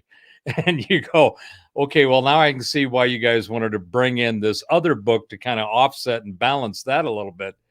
But even that lacks a great deal of historical accuracy that can be defined geologically, other than some places like, for example, Jericho is mentioned in the Old Testament. Well, they finally found it, right? And they think that that's one of the oldest city urban kind of environments until Göbekli Tepe and now Karen Tepe, right? Yeah, I remember when they came up with the Göbekli Tepe as saying that was 12,500 years ago, approximately, when they date it. Right. When you've got all the, in my old circles, the biblical creationists and the biblical timelines, which, well, the earth can't be more than 7,000 years old. And you go, well, now you got a civilization that dates back to 12,000 BCE. Mm-hmm. So what are you going to do with that? Well, you have to change your narrative. You have to incorporate new data, and that's the whole thing that I was ran on last week when I was on my horse about the scientific method. Yeah, scientific method is not something that's ever settled. It can't be simply by its nature. It's constantly looking at new information, grabbing that information, incorporating it, and trying to figure out how it fits with the previous information. And then you have to stop, and when you have so many anomalies that are against the current narrative, you have to rewrite the narrative. And one of the things that I think is, I keep talking about this new future, that this great reveal that we're going to have all this information that people are going to have access to, that's going to change their paradigm, the way they think about reality, the way they think about themselves, all that stuff. I keep going on that it's coming. Well, we keep getting more and more of it all the time. And one of the things that I find quite fascinating in the narrative that's being pushed by those who craft and push this stuff is that one of the constant things in the jumbled up discourses going on right now is authoritarianism, right? And censorship, right? And those two things have been the gist of the majority of the crap that people are told that they have to dance with and figure out how do they get around without getting hassled by those who have decided that they are the arbiters of the proper use of language and the way people think and all this other crap. Sure. Well, when I was thinking about this, one of the things that came to mind was, what else is authoritarian and censorial? Is there a systemic system that you can point to where authoritarianism and censorship, or being censorial, is a common practice? The first thing I thought was academia. Yeah. If you go to any one, and it goes back to the whole thing with this, which is now coming out as those of us who saw it at the time realize it was a complete scam, and let's buy the interest and the support of these people, these young people, and that's the student loan crap. Student loan crap is because these people nobody had looked out for them. In fact, the people at the institutions, the academic institutions, and the financial institutions colluded to get people who didn't know what they were getting into being responsible for a fiduciary act, which was, Right. I'm signing this loan, I'm going to pay it back. Well, they couldn't pay it back because they got shit for it from the academic institutions. So I started thinking, well, there's a correlation here. If you're going to be told what to think, not how to think about any given subject, and you were the lord and holder of the authoritarian stamp paper licensure certification of any particular domain, where does it start? Starts in the schools, starts in the academic institutions, starts in the colleges and universities. Those people are authoritarian. If you don't go with what they say, you're not going to pass, right? If you challenge it. And the other thing is that you are automatically censored because they are the ones telling you this is what you must believe. It's like, okay, well, that's how a lot of these young people got bamboozled in the last election, along with Very true. Along with not having a clue about this whole abortion issue. And then, of course, after the election, well, what's going to happen with the student loans? Now the Supreme Court has found that is, was it a Supreme Court or just a judge along the way has found that it's Biden doing this was unconstitutional. Oh, it was a Texas federal judge. Texas federal judge. And so, of course, they can appeal that decision, but it's not going to happen. Judge, that's not that you can't do that. It isn't a legal thing to do. And even Pelosi said it a year ago when it first came up. Mm-hmm. But I guess my point is that information is available. It's all over the place. You got to go look for it. You're not going to find it unless you either stumble on it by accident or you purposely, with curiosity, you go try to find out more information about whatever the subject is. And information like that, let's say, we can only hypothesize a bit, but would it have changed the election if that ruling came out prior to the election? Possibly. And so is that part of a manipulation of the process? I think, to me, and I don't mean in a way like Trump claiming the election was stolen. I'm not saying in that same way.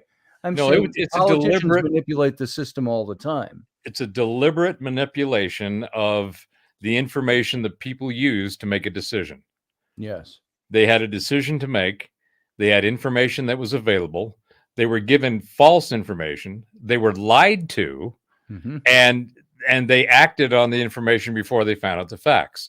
It's the same thing with this FTX thing that's going on in the crypto space. It's fascinating to see this 23-year-old kid who is basically has zero social skills. Yeah. How did he amass $20 to $30 billion of investment from when another interesting thing is the current linkage shows it directly going. In fact, he said publicly that he would put at least 100 million and $1 billion wouldn't be out of the question into the elections prior to the elections to influence policies that would be beneficial to his business. Policy. Just came right out and said it. I mean, I'll give you $100 million if you influence policy in my favor. It's fascinating. So I think a lot of people were wondering what was going to be the big event, or could there be a big event? Anything from the election not happening because of all kinds of different reasons, internet failure, EMP, whatever. None of that happened.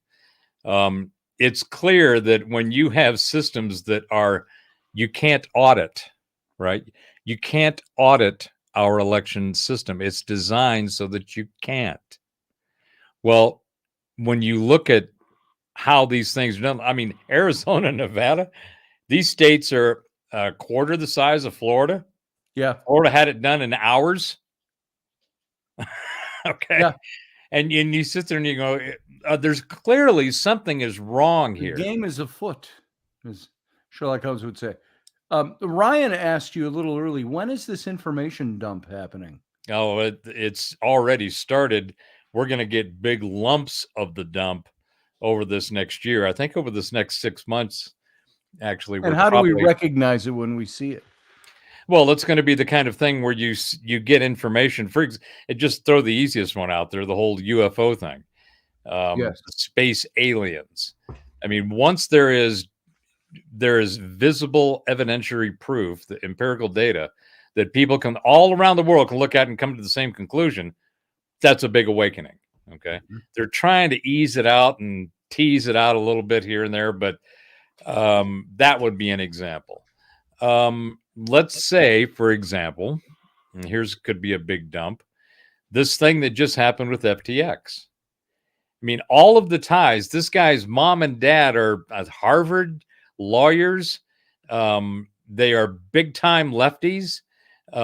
They donate only to the Democratic Party. There's a link that the people are putting together where the billions we sent to Ukraine, in order for the Ukraine to spend some of it, they did some of it in crypto. Well, apparently they took some of that money and invested it into this FTX company. And then the money came out of FTX into the campaigns for various Democrats. Wow. You know, at first, the initial data says that Soros was the biggest supporter and funder of the Democratic Party at $130 million. And they had this Sam guy in at 40. Well, just in the last few hours, more data has come out, and it's at least 70 or 80 million that this kid put in. Wow.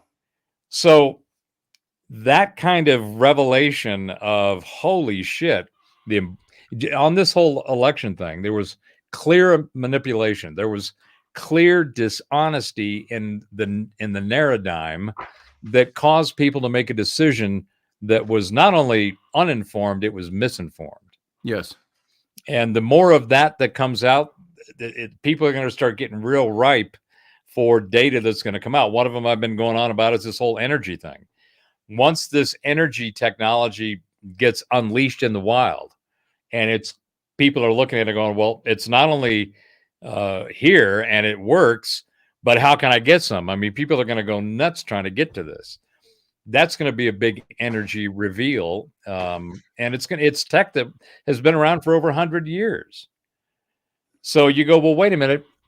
It's cool that I got this technology, but let me get this straight. You've been sitting on this for 100 years? During the time that we went through this energy industrial technology age, why did you do that? What were you thinking? What was the intention behind it? So I think there's going to be a lot of stuff like that that's just going to keep increasing in frequency and amount, and it's all going to start showing the majority of the bullshit that we've all been told is exactly that. It's bullshit. And people are going to sit back and go, wait a minute now. These people held on to this, or they obfuscated that, or they blatantly lied about this, and now we're supposed to believe them? I mean, it's just like this whole virus and vax crap. Right. The stuff that's coming out now is amazing, and I think, like I said last week, it's only the ball's just getting rolling. And once all of it comes out, and I think the one thing that is at least a potential, although it's going to get messy, but it's going to seem unnecessary, but it is going to be necessary, is the investigations into things like this. Oh yeah. And once those investigations start and the data starts accumulating, unlike January 6th, this is going to rattle some cages. Yeah. January 6th was a big puff of smoke. And it was all made up. It was all made up. Not just from a political point of view. That's from a standing outside and looking at the players and looking at you know what? Anybody watching this as a mini series on TV would have figured out the plot and the bad guys and the good guys a long time ago. Oh yeah. So it's just that it's that blatant. So, I don't even know where I want to take that, if not anywhere.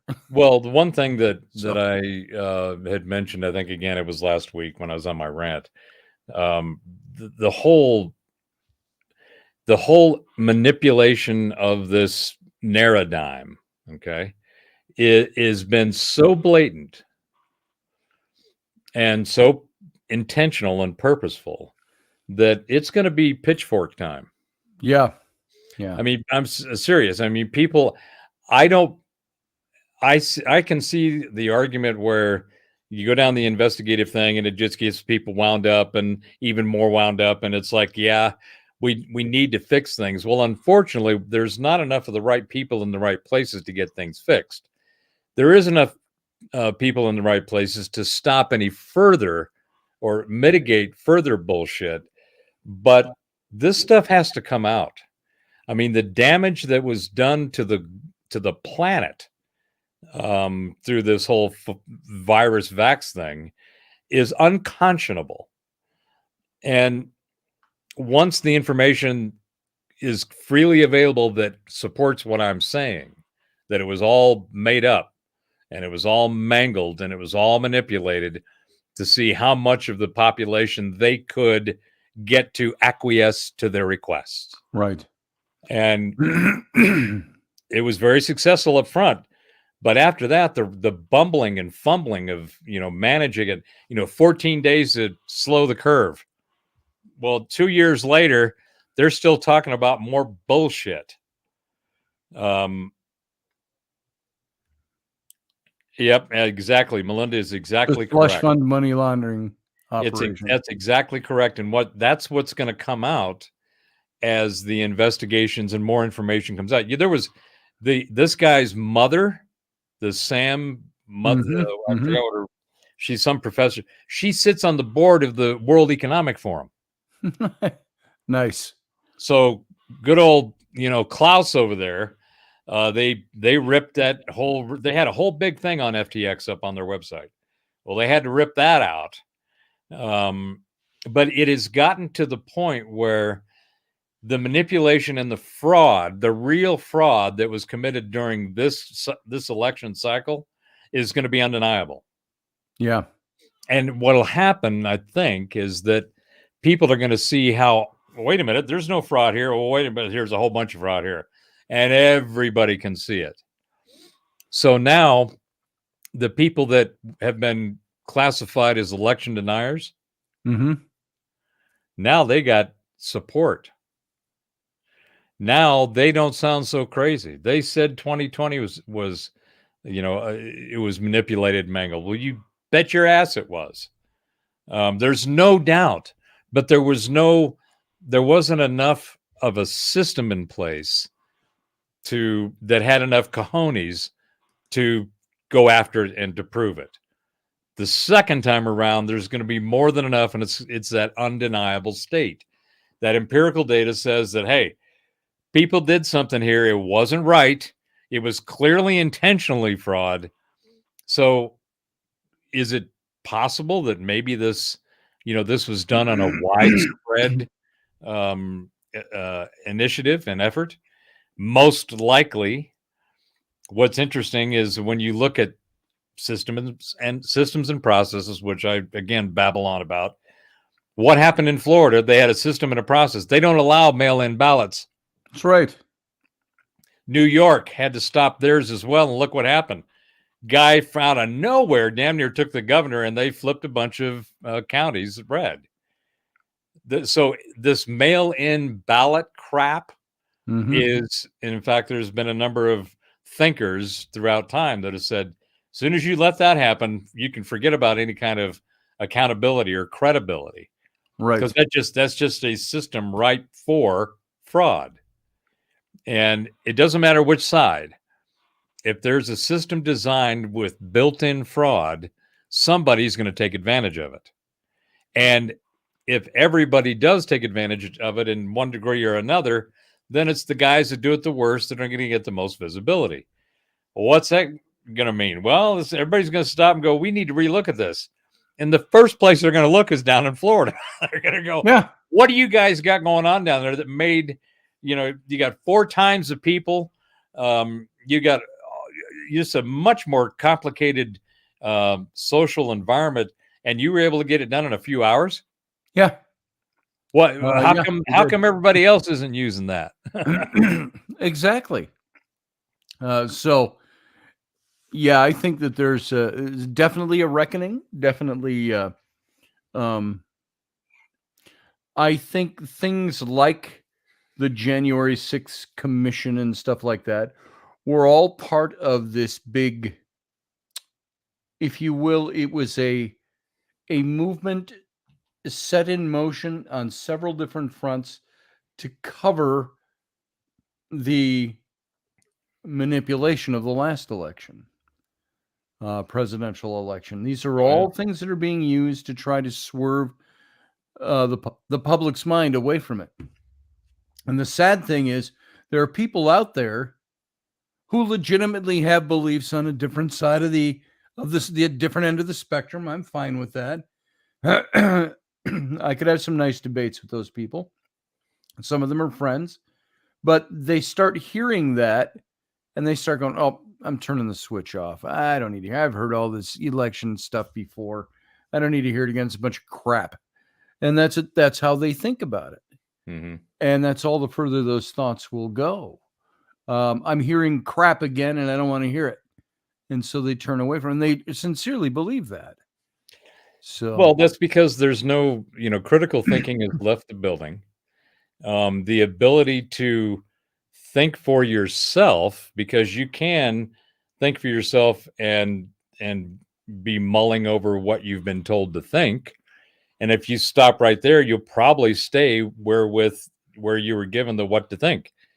But if you start using how to think and you start looking at things objectively outside of your emotional quotients, and because that's what the whole narrative is about. It is an emotional message.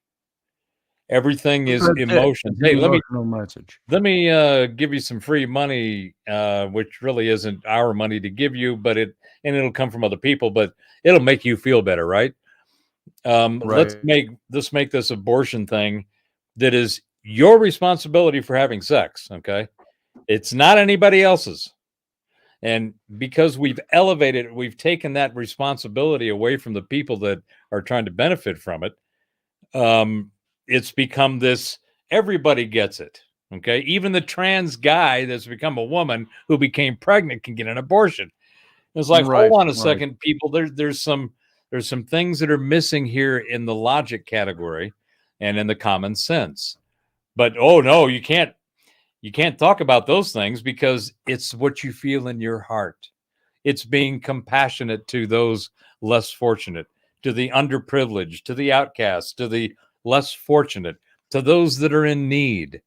And it's like, yeah, we get that. We do that all the time. We have this whole religious sector that does a really good job of that, and nonprofits and so forth. It shouldn't be a government oriented or orchestrated service, because the government, there's nothing the government does that it does well. It screws up everything. And you can't possibly, with any kind of, objective review and analysis and rational thinking, you can't look at any of this stuff and go, well, it works real well. No, none of it does. It works like shit. Yeah. Because the government isn't designed to be optimized. It isn't designed as a system and process. It's designed as an oversight and authoritarian responsibility and management of society. That's not what it's supposed to do. But we've allowed it to get into that position, and now we have to claw it back. And the problem is this young generation that's coming up, these Gen Zers, or is that what they are? Or whatever identity they are. Is it beyond Gen Z yet? I don't know where it is now, but it's the latest one, the 20, 30-year-olds that are out there now. Yeah.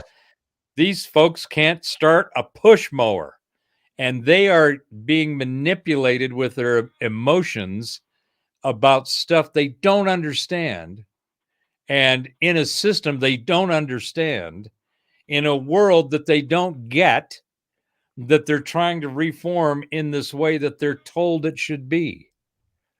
That is a recipe for serious disaster. It is.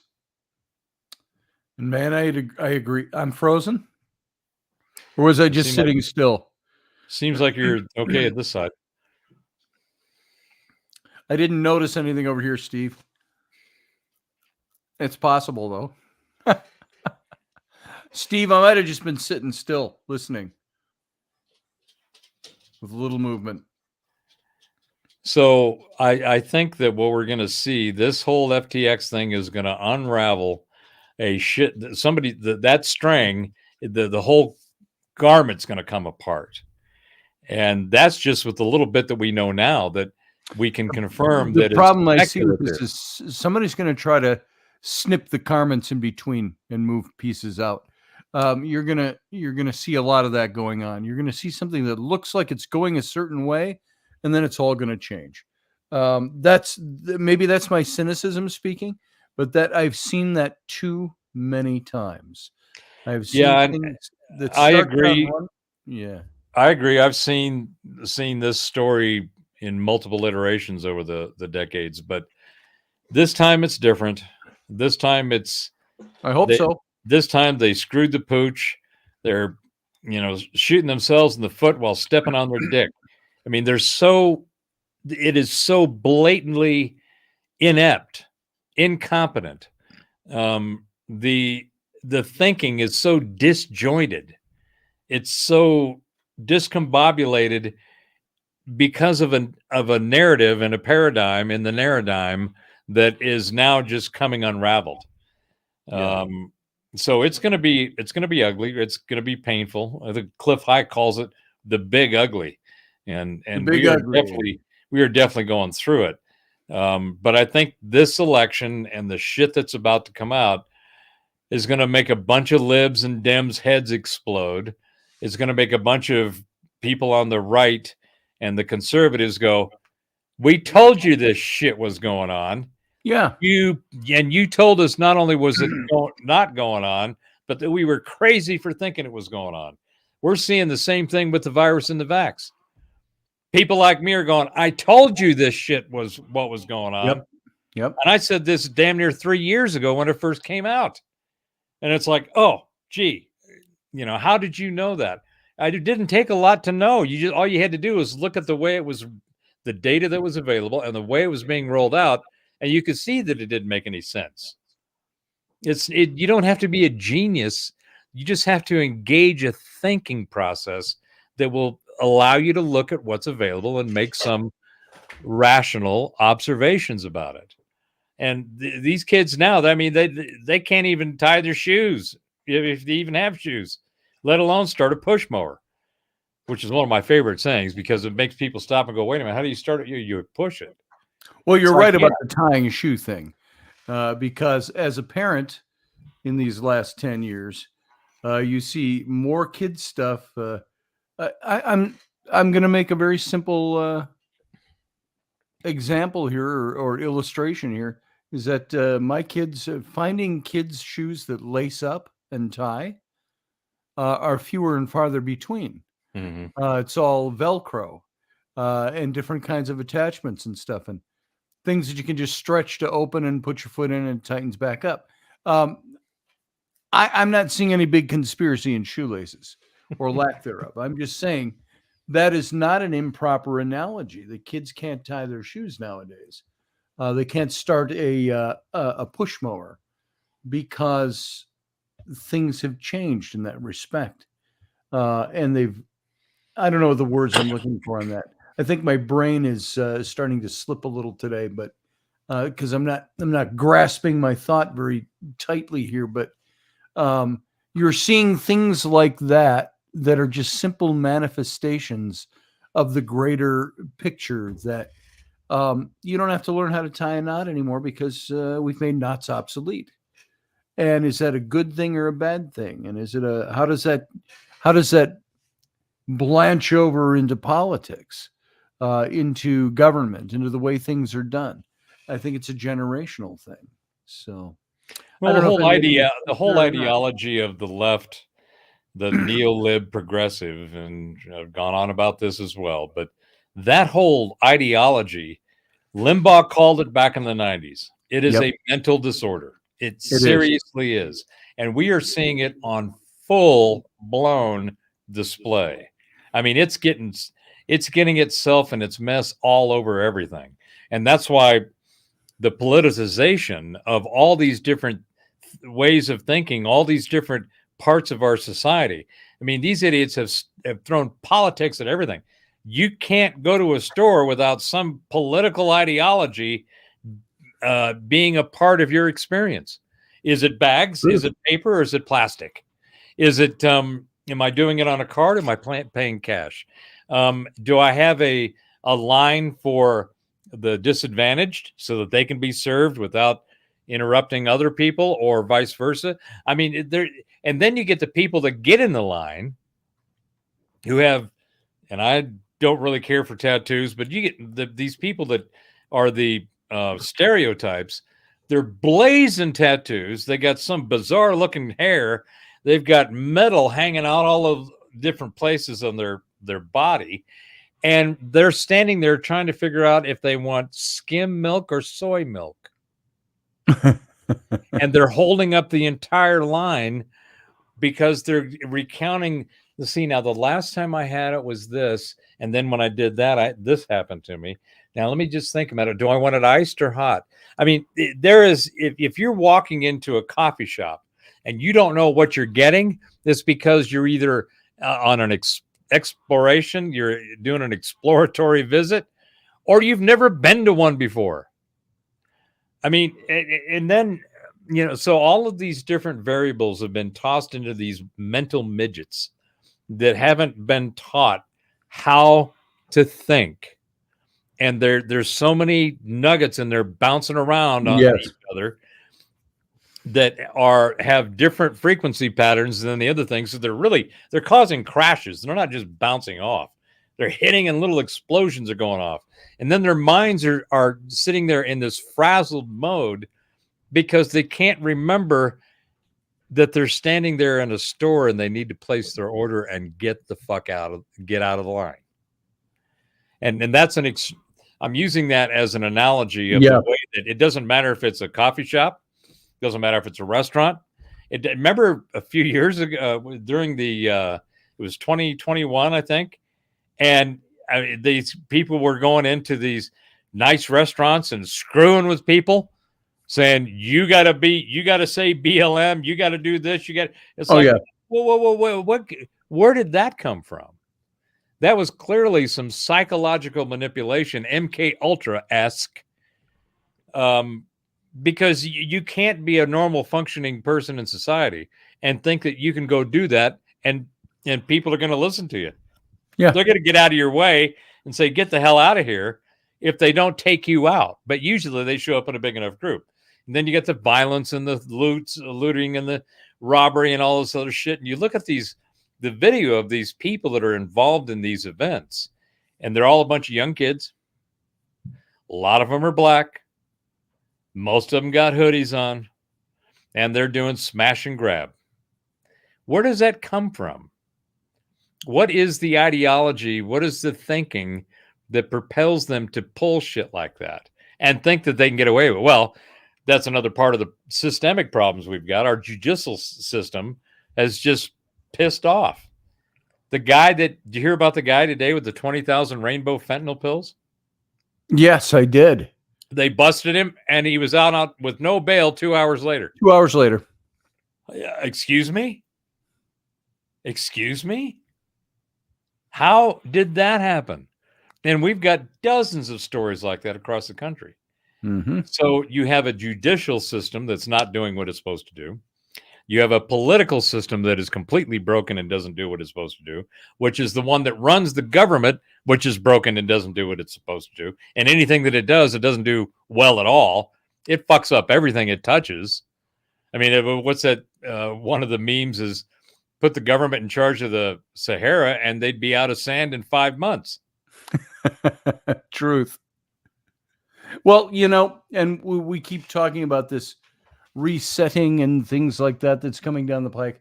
I think that in talking about shoelaces turning into Velcro and beyond and all of that kind of thinking, we used to say in our regimental days when we were doing the 1750s Scottish Highlanders, fighting for the English king in the army. And we sat around musing one night while drinking scotch around a campfire, how if there was a great, and we were doing this, by the way, back just before the Y2K. Remember Y2K? Yeah, the whole world was going to come to an end. And I said, we are probably the ones that are going to survive if anything bad happens, because we know how to dig a stove out of the ground. We're the ones that know how to start fires. We know how to make gunpowder if we have the right materials. We're the ones that, and we said all that. We're the ones that could be the survivalist if we needed to, if there was this great reset like that. So it's interesting.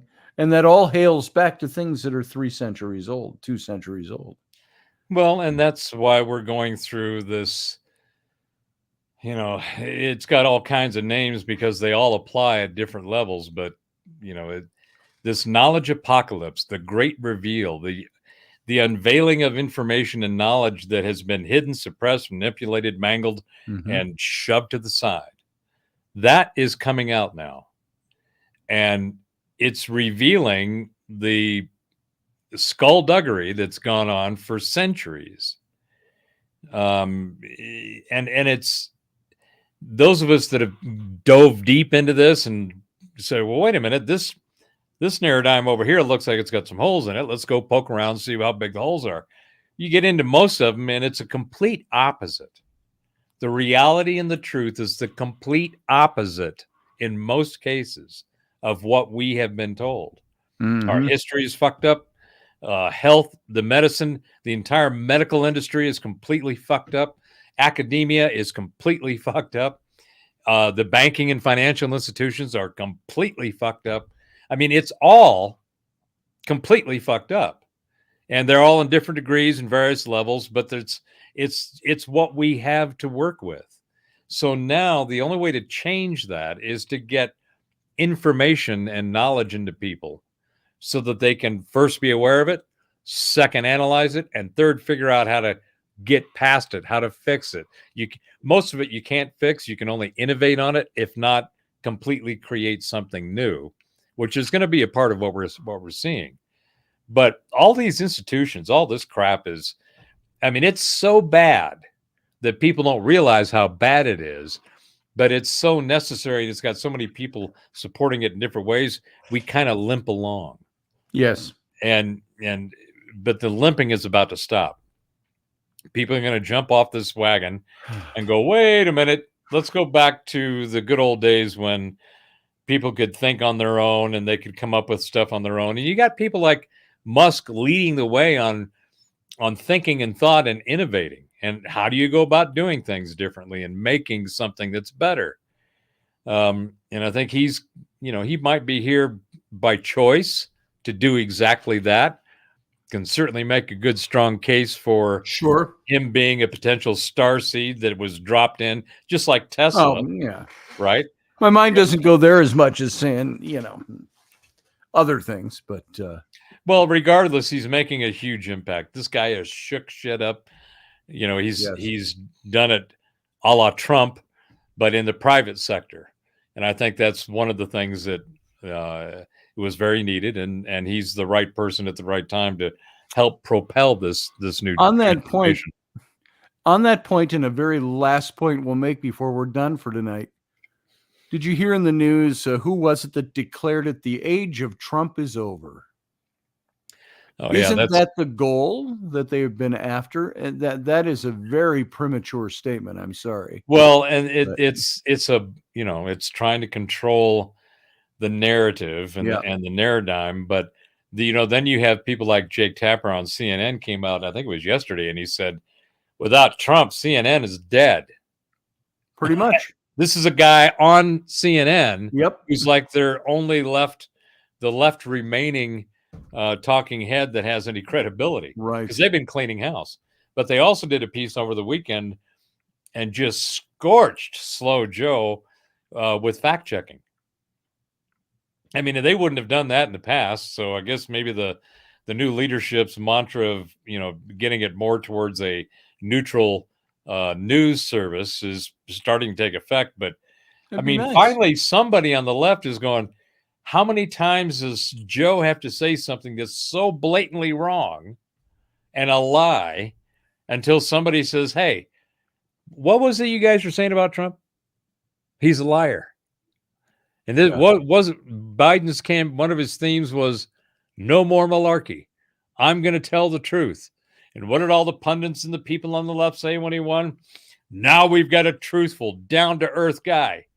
This guy has lied through his both pie holes since he got in. And he, you know, one of the funniest ones was somebody had put together a Biden-Fetterman ticket banner for 2024, and it said Biden-Fetterman, a no-brainer. Bottom ching. And on that note, we're going to leave it for tonight. What do we got? It's now 11:01. So, Professor Bauer, I want to thank you for being here and for sharing your wisdom tonight. I just, I'm getting to the point where I used to be careful where I stuck my stick and what pot, and because I didn't want to stir this up or that up. I keep finding now that if I'm going to do anything to the pot, I'm going to throw a bunch of ingredients in there before I stick the stick in and stir it up. Because I've just, last week I was a little unhinged, and I actually enjoyed it because I finally said, unhinged. Hey, I've had enough. I am not going to pussyfoot around people who don't want to think, who want to stay in their little bubble of bullshit. When there's plenty of information, and I'll be the first one to have a conversation, say, hey, go look at this. Think about that. Add this to your stack, because clearly your data stack is missing some Jenga. That's right. Missing some Jenga. All right. Professor Bauer, thank you. And let's do this again Wednesday night. And I got to talk to you about the possibility of Thursdays. So yeah, I'm thinking by next week I should be ready to fire up the Nexus. Fantastic. Getting a bunch of things lined up to do that. But I did a show this weekend with a couple of Aussie mates down to, I think one's in Sydney, the other one's in Melbourne. And we got on for a couple of hours and went on about starseeds and Elena Dana. Oh boy. Oh man, it was rich. I wish I'd known that was going on. I missed that. Altogether. Yeah, it wasn't. I found out about it a couple hours before. I said, "Hey, you ready to get on a show?" And I said, "What are we talking about?" I don't know. But I think they're 12, 13 hours ahead. Yeah. So we enjoyed it so much. We're going to do some more of those. So I'll let you know. And that's great. You'd love to get in. These guys are they're really cool. They're great guys, and they're Aussies. So it's not the Mysterious Universe guys, is it? No, this is the Truth Seekers. Truth Seekers. All right. They're friends with. I met them through Doc Skinner. Okay. I did a Doc Skinner show, and they were on, and we all just got along famously and said, "Hey, let's go talk about more of this stuff." So we did, and we're going to do more. Right on. So anyway, yeah, let's talk about that later in the week. Sounds good. Have a good night, brother. You too, my friend. Thank you. See you later. And folks, thank you for being here. I appreciate it. You're coming and staying on so long with the Captain's Cabin, and which we didn't even announce as we came in. I kind of threw myself a little bit because I talked through the end of the radio broadcast, and that's okay. So now, as a little bit of a special treat, I'm going to give you the out for Roberts and Robertson. And we'll see you later. Live long and prosper.